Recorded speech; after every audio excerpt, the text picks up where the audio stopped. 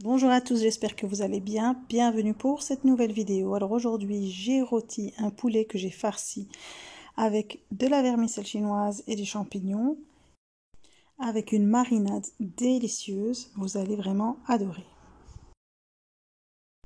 Alors pour les ingrédients, on a ici, j'ai un poulet moyen que j'ai bien lavé avec du sel, du citron, de la vermicelle chinoise, plus ou moins 100 g, du gingembre, du curcuma, du poivre, du sel, quelques pistils de safran pur, une boîte de champignons, 3 à 4 gousses d'ail, plus ou moins 4 cuillères à soupe de persil et de coriandre, et j'ai une grande cuillère à soupe de moutarde.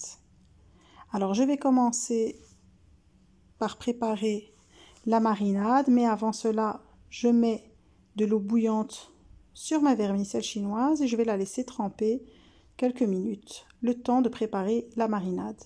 Donc j'écrase mes gousses d'ail,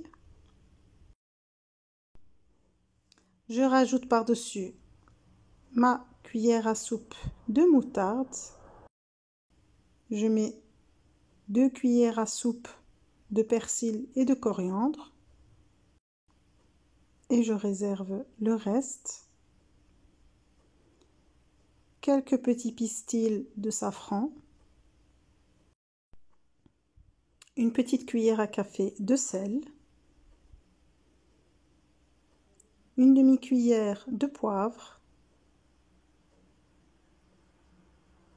une cuillère à café de curcuma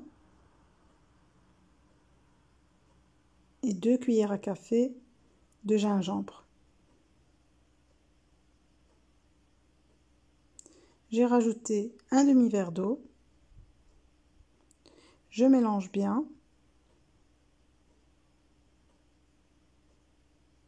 Et je vais y tremper mon poulet et essayer vraiment de bien remplir tous les côtés, d'en mettre sous la peau. C'est vraiment d'en faire rentrer partout, dans tous les coins, pour que le poulet s'imprègne bien de la marinade. Et je le dispose directement dans un plat allant au four. Maintenant, je vais passer à la deuxième étape. Donc, j'ai égoutté ma vermicelle chinoise et je la découpe à l'aide d'un ciseau en petits morceaux. Donc, je vais plonger ma vermicelle dans le reste de marinade.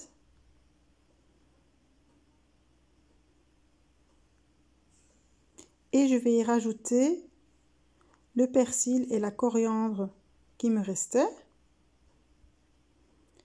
Une gousse d'ail que j'avais réservée, donc j'en avais écrasé 3 et j'en ai gardé une petite. C'est pour rajouter un peu plus de goût.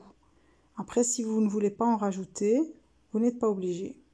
Je rajoute ma boîte de champignons,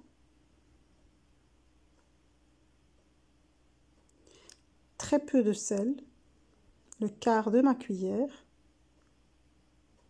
et un petit peu de poivre, vraiment aussi juste une pointe, étant donné qu'on a déjà les condiments dans la marinade. J'ai rajouté un tout petit peu de curcuma, le quart de ma cuillère aussi, pour la couleur. Et je vais farcir mon poulet avec ce mélange. Je le remplis bien.